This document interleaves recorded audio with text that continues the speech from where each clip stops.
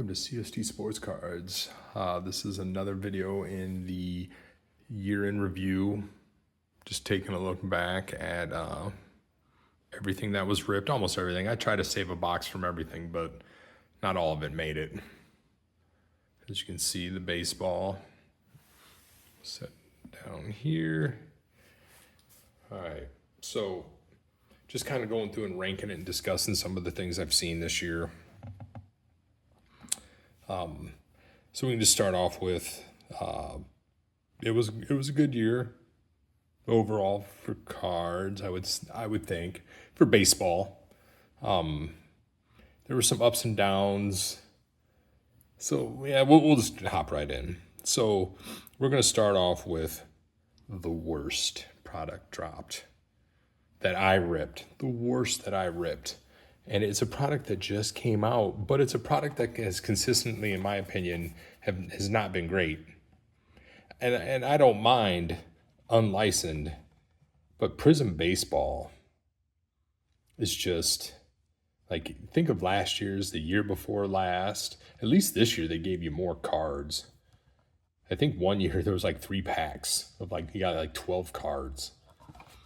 Yeah, it's 2022. But yeah, Prism, it just, and my worry is this the future Panini? Is this what all their products are going to turn into? You know, and it's worrisome. It's going to be interesting to see the next couple of years how it all plays out, but I give that my worst. It was boring. It wasn't, I didn't care for it. I mean, and like I've said before, the disclaimers, all results may vary, you know. It all depends on what you get out of it, but I always kind of just look at the overall product. I'm not just chasing hits and kind of try to look at the overall product, the base cards, the inserts, you know, the stuff you can pull out of it, just kind of the whole thing. And that one just falls so short compared to everything else. So we'll start there. The most overhyped. Y'all are still chasing it. The Topps Chrome Update Series. The amount of money spent to chase one card from a pitcher is crazy to me. Like, name one Hall of Fame pitcher that costs anywhere near as much as people are paying for Skeens. Hall of Fame pitcher, rookie card. Hall of Famer. And to see people going crazy over one card, man, you'd have better luck just taking your money and going to a casino and putting it on black, you know? Like, I mean, to each their own. I mean, if that's what you want, that's what you want. But to me, it's very overhyped. I mean, it's a card for a rookie pitcher. A pitcher. You know? Just remember that.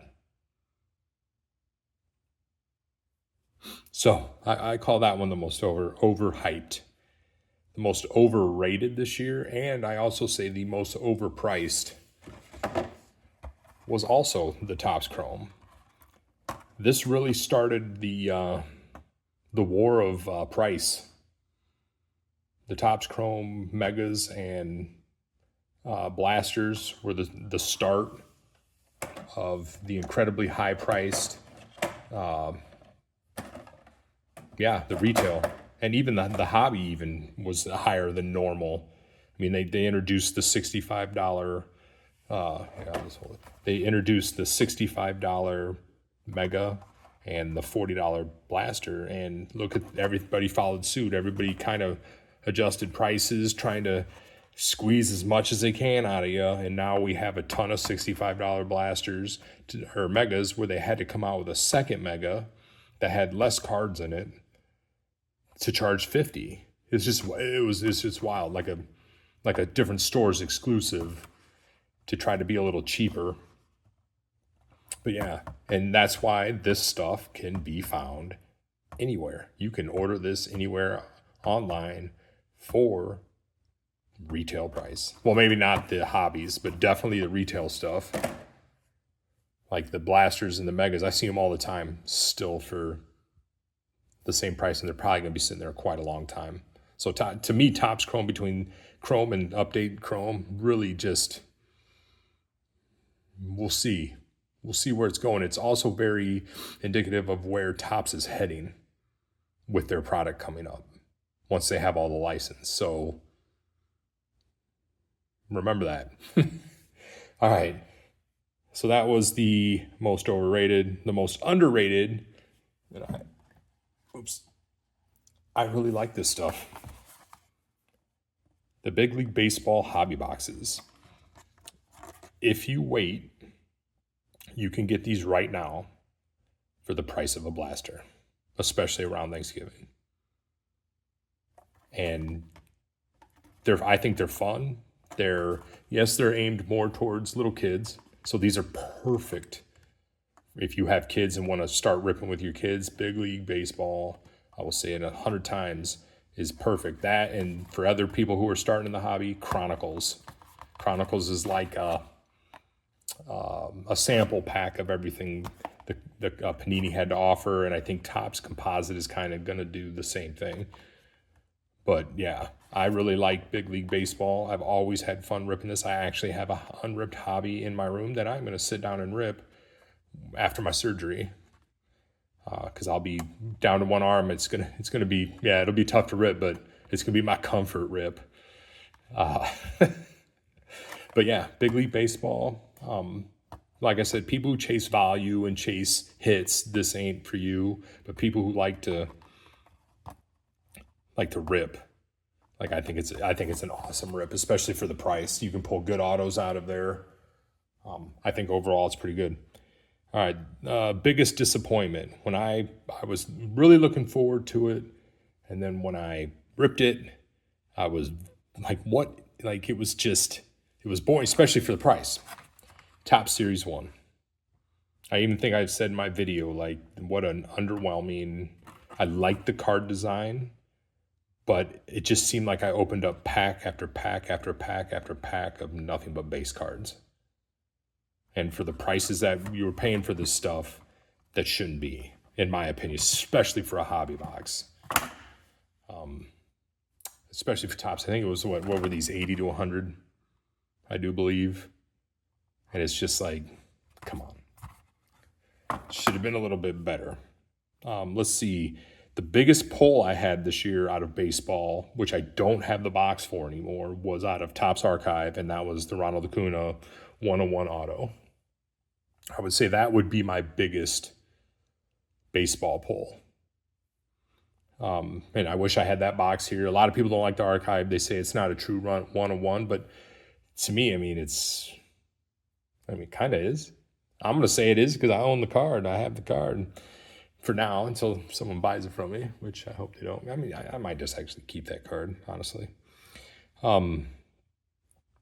Now, when it comes to gimmicks, when I say gimmicks, the tins, the holiday stuff. So what we got, and honestly, it was all the same this year with what I ripped. It was the Topps holiday. You had these big, giant grapefruit-sized tins, which I thought were fun. I think they were a little too big to stuff in a stocking, unless you guys are hanging gigantic stockings. I wish they were a little bit smaller.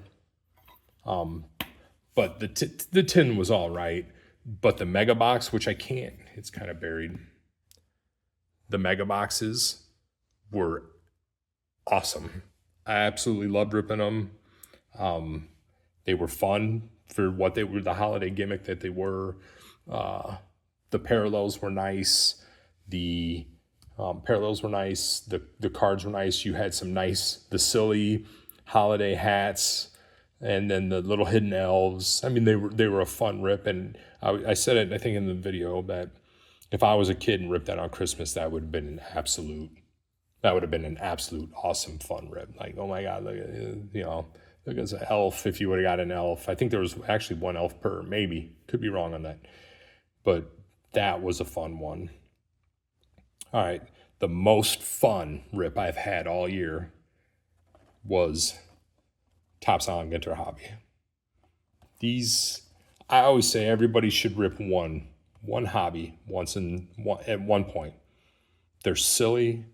There's random things in here. You get, you really get the little mini cards. You get the the lot of memorabilia, a lot of autos. I happened to pull a Jackson Merrill stained glass out of this one. This was one of my least watched videos too, and I pulled some absolute bangers out of here. Pulled some decent autos, pulled 3 framed autos, pulled a Jackson Merrill stained glass, pulled a rip card, pulled a whole bunch of stuff out of here. These were fun, and like I said, I'm going to say the most fun. So if you ever get a chance to, maybe next year, if you get a chance to rip one, I mean, you can find dinosaur bones in here, which I really wish I would have got one, even though it says dinosaur bone. But I don't think it is a dinosaur bone. I think it says on the back of the card, like, it gives the old disclaimer on the back that it is a bone of some sort, but maybe not a dinosaur. But still, they're fun. These are fun. And they're pretty cheap. I think it was like $130. And they're a great rip. So I give that one the most fun. So let's see. The best, where'd I put it here? The best for collectors. So as a collector, when you sit down, I'm not talking about someone who's going to only looking for hits and only looking to flip. I'm talking about if you're going to open the cards up, you're going to appreciate what they look like and collect some good stuff out of them. It is the Topps Chrome Platinum, this year's Topps Chrome Platinum. Last year's was great. This year's was fun. It was too popular, in my opinion. Like, I wished it was not as popular as last year's, or not as popular. It was more like the pre-2022, so you could actually buy this stuff. But yeah, this stuff was great. This was a fun rip. Nice parallels, nice overall cards. You got an autograph, which, in baseball, autographs are, I mean, if you've opened any baseball and pulled an autograph, you know what I'm talking about. You're going to get some random, relief pitcher. But that's just how it is in baseball. But no, these were amazing. So I give these the best for collectors. I'm also going to give this best overall for the year. Out of everything I ripped, the Topps Chrome Platinum was fun. I wish I could have got more of this. When this dropped, I knew I should have bought more. I think I bought 3 of the hobbies. I wish I would have bought a case because it was fun. Yeah. So that pretty much wraps up the baseball. Honorable mentions Stadium Club. I did rip a couple 2023, which the timing is off now because I think 2023 came out late the beginning of this year, like late June or February. I remember buying it and taking it to a card show and it was just out. I think that card show was in February. So to have 2024 out this early this year is kind of wild. It's kind of nice, but timing's a little off. There's really let's see what other, the Bowman is Bowman. Don Russ, that was like the Panini stuff, like the Crusade, the regular Don Russ, and felt a little lackluster this year. I think last year's Don Russ was way better. I had a much better time ripping last year's Don Russ baseball. And I think Crusade was new this year on its standalone. And even Pro Debut was okay. But yeah, so there it is. Let me know what you guys think of my rankings and where I rate things on the stuff I ripped. I know I've probably forgot some stuff as some boxes got tossed or misplaced. They got misplaced. So let me know what you guys think. And all right, until the next one, thanks.